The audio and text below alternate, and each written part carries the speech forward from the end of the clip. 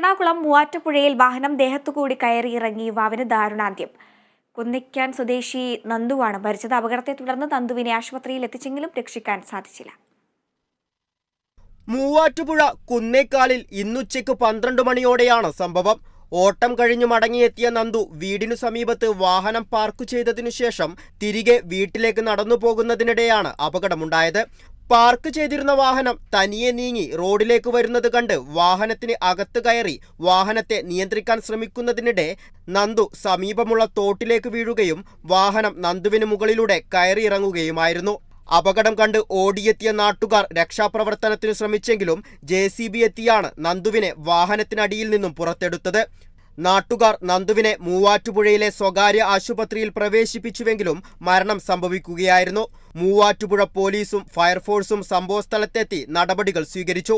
Kerala vision news, Kochi.